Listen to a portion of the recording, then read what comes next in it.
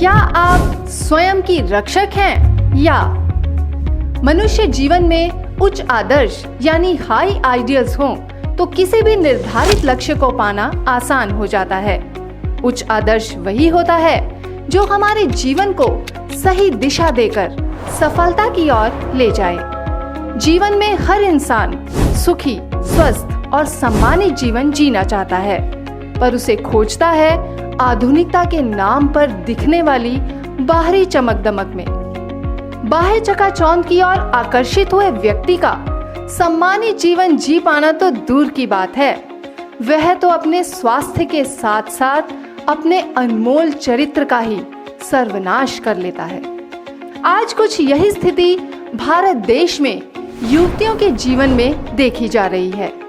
बाहरी चमक दमक ने आज इनको इतना भ्रमित कर दिया है कि वे अपने वास्तविक सौंदर्य को ही भूल गई हैं। युवतियां युवावस्था की मस्ती में विवेक की कमी होने के कारण सही गलत का निर्णय नहीं कर पाती और ऐसे में उनको सही दिशा देने वाले उनके माता पिता अभी तो वो बच्ची है, सीख जाएगी, अभी तो इनकी मस्ती करने की उम्र है, धीरे धीरे सही फैसला लेना भी सीख जाएगी, ये सब बोलकर उनका कीमती समय निकाल देते हैं।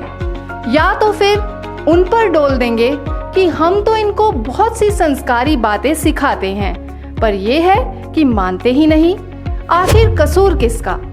युवतियों को एक बात हमेशा याद रखनी चाहिए, चाहे वे कितने भी बड़े पद पर पहुंच जाएं, पर जब तक उन्होंने उत्तम चरित्र का निर्माण नहीं किया तो समझो अपना जीवन बर्बाद ही किया। स्वामी विवेकानंद जी ने कहा है, चरित्र निर्माण हो गया तो बाकी निर्माण स्वतः ही हो जाएगा। श्री रामकृष्ण परमहंस जी ने भी क्या खूब कहा है, चरित्रवान बनो, संसार स्वयं तुम पर मुग्ध होगा, फूल खिलने दो तो मधुमक्खियां स्वतः ही चली आएंगी। अब सुनिए कैसे एक सुंदर राजकुमारी ने अपने चरित्र की रक्षा स्वयं की। जैन धर्म में कुल 24 तीर्थंकर हो चुके हैं। उनमें से एक राजकन्या भी तीर्थंकर हो गई, जिसका नाम था मल्यनाथ। राजकुमारी मल्लिका इतनी खूबसूरत थी कि कई राजकुमार व राजा उसके साथ विवाह रचाना चाहते थे, लेकिन वह किसी को पसंद नहीं करती थी। क्या आप जानते हैं कि इस खूबसूरत राजकुमारी ने कितने ही राजकुमारों के कामुक विचारों को बदल कर रख दिया? सुनिए राजकुमारी मल्लिका का संबोधन।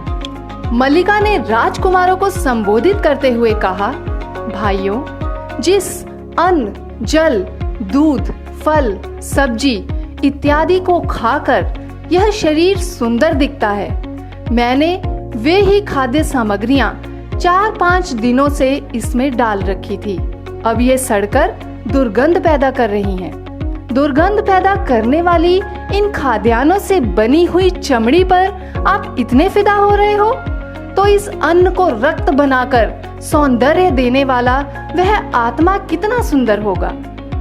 मल्लिका की इस सार गर्भित बातों का राजकुमारों के मन पर गहरा असर हुआ और उन्होंने काम विकार से अपना पिंड छुड़ाने का संकल्प किया।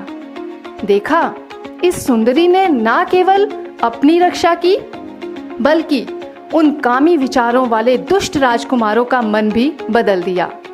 आज यदि सच में भारत देश की कन्याएं अपनी रक्षक स्वयं बन जाएं और माता पिता अपनी प्यारी बेटियों को सफल डॉक्टर, सफल इंजीनियर आदि बनाने की शिक्षा देने के साथ साथ उत्तम चरित्र निर्माण की शिक्षा भी दें, तो यकीन मानिए देश में बढ़ रहे लव जिहाद के किस्से खत्म ही हो जाएंगे और भारत देश की हर युवती बन जाएगी तेजस्विनी। परम पूज्य संत श्री आशाराम जी बापू द्वारा प्रेरित महिला उत्थान मंडल द्वारा संचालित तेजस्विनी भव अभियान से अवश्य जुड़ें। हमारा व्हाट्सएप नंबर 9157306313 और हमारे तेजस्विनी भव फेसबुक पेज को लाइक करना ना भूलें। निज स्वरूप में जा, नारी तो नारायणी है।